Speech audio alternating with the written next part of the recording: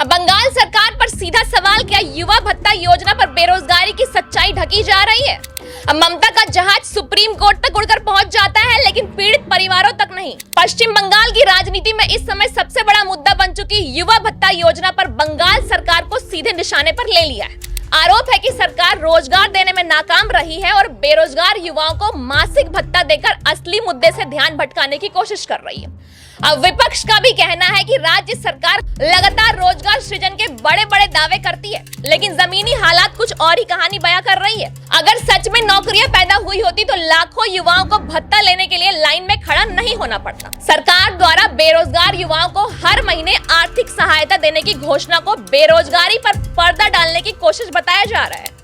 उनका कहना है कि स्थायी रोजगार देने के बजाय सरकार युवाओं को मामूली रकम देकर शांत करना चाहती है और आलोचकों ने भी आरोप लगाया है कि यह कोई नई पहल नहीं है, बल्कि पहले चल चुकी बेरोजगारी भत्ता योजना का ही बदला हुआ रूप है। पिछली योजना के कई लाभार्थी को समय पर भुगतान नहीं मिलने पर पारदर्शिता पर सवाल उठाने की बातें भी फिर से सामने आ रही है। दावा यह भी किया जा रहा है कि सरकार पुराने रिकॉर्ड और लंबित लाभार्थियों के सवाल से बचने के लिए नई रजिस्ट्रेशन प्रक्रिया शुरू कर दी गई है, ताकि पिछली कमियों पर पर्दा डाला जा सके। योजना के लॉन्च होते ही लाखों युवाओं का पंजीकरण सरकार के लिए उपलब्धि बताया जा रहा है, लेकिन विपक्ष इसे राज्य में बढ़ती बेरोजगारी का सबूत मान रहा है। उनका कहना है कि अगर बंगाल में उद्योग, निवेश और नौकरियों की स्थिति मजबूत होती है तो इतने कम समय में इतनी बड़ी संख्या में युवा भत्ते के लिए आवेदन नहीं करते। यह आंकड़ा राज्य की रोजगार व्यवस्था की वास्तविक स्थिति को उजागर करता है। आरोप ये भी लग रहे हैं कि यह योजना युवाओं के सम्मान और भविष्य के साथ खिलवाड़ है। उनका कहना है कि पढ़े लिखे युवाओं को नौकरी देने के बजाय अब भत्ते पर निर्भर बनाना गलत संदेश देता है और राज्य में महंगाई और रोजगार के सीमित अवसरों के बीच मामूली भत्ता युवाओं की जरूरतें पूरी नहीं कर सकता। इससे युवाओं का पलायन बढ़ने और राज्य में ब्रेन ड्रेन की स्थिति बनने का भी खतरा बताया जा रहा है। पूरे मुद्दे पर बंगाल सरकार अब विपक्ष के तीखे हमलों के बीच घिरती नजर आ रही है और विपक्ष ने सवाल उठाया है कि क्या भत्ता योजना वास्तव में युवाओं के लिए राहत है या सरकार की नाकामी छुपाने का तरीका है।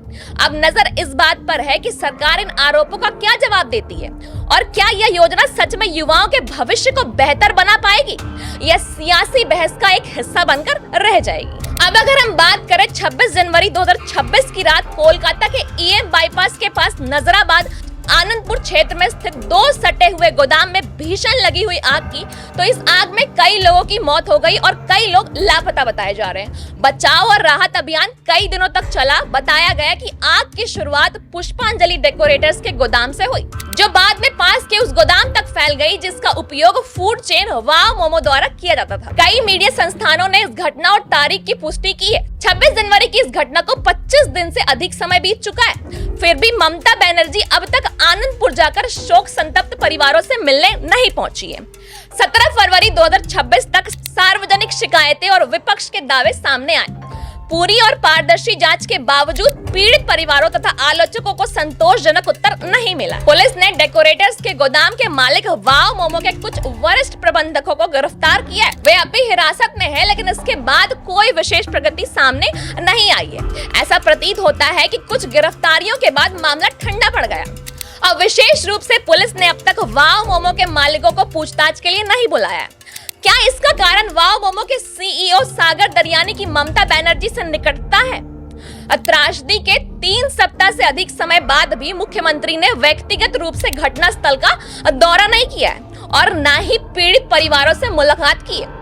लेकिन इसी अवधि के दौरान वे नई दिल्ली गई और चुनाव आयोग से मुलाकात की, साथ ही सुप्रीम कोर्ट में एसआईआर के खिलाफ केस भी लड़ा। राजनीतिक हलकों में यह धारणा बनाई जा रही है कि क्या राजनीतिक संरक्षण मानवीय जिम्मेदारी से ऊपर रखा जा रहा है या क्या इस घटना को पूरी तरह दबाने की कोशिश की जा रही है।